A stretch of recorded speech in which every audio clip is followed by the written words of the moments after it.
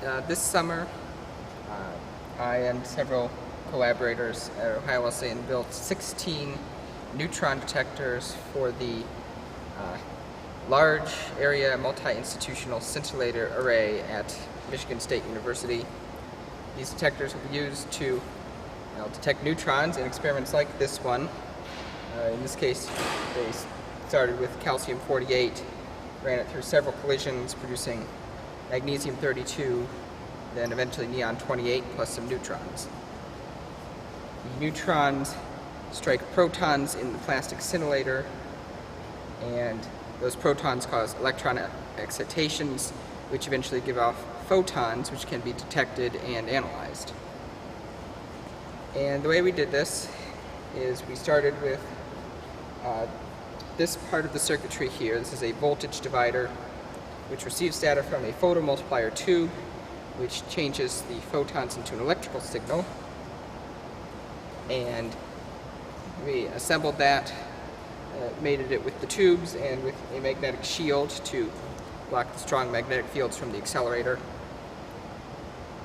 and attached it to the large bars of scintillator material. And that provides the digital output that we need to analyze the reactions. And we also built this nanosecond delay box, two of them actually, which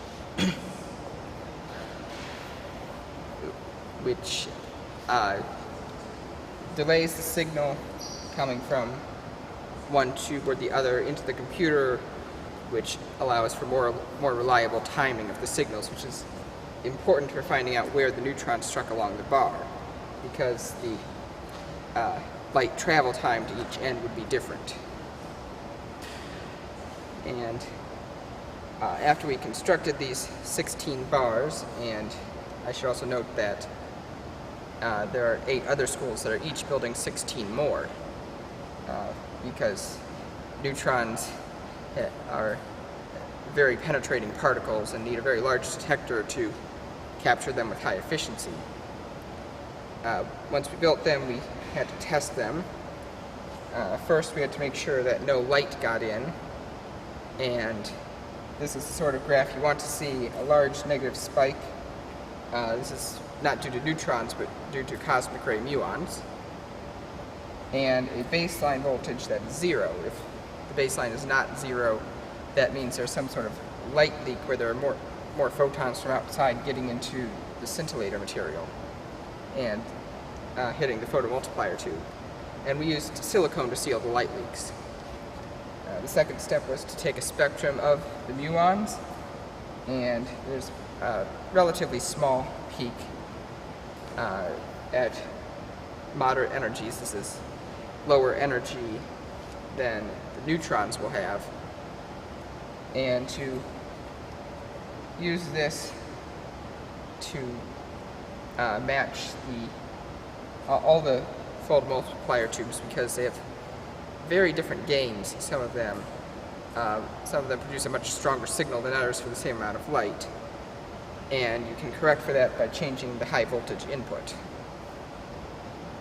And for the third test, we needed to find the light attenuation properties of the scintillator material, and to do that we used a cobalt-60 gamma ray source placed at different points along the bar, and that produced a different peak like this, which would move left or right depending on the distance of the source from the photomultiplier tube, because the light would attenuate in the scintillator material and lose energy.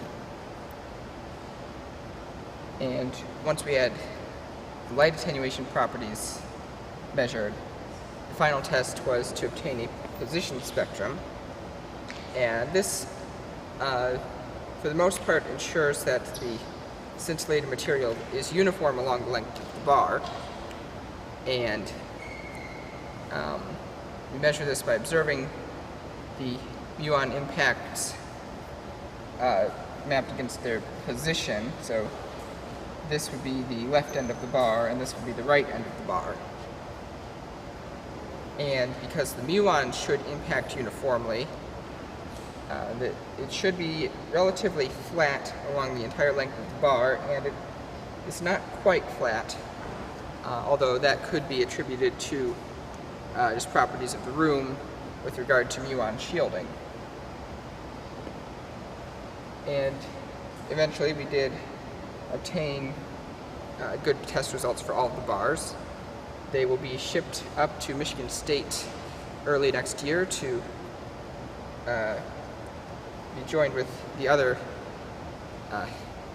128 detectors to form the LISA array, which of course will complement the MONA array, which can be seen in the background of this picture. And you can also see my collaborators here. And I would like to thank the National Science Foundation for funding this work, and Michigan State University for hosting us for several days to assist with this particular experiment.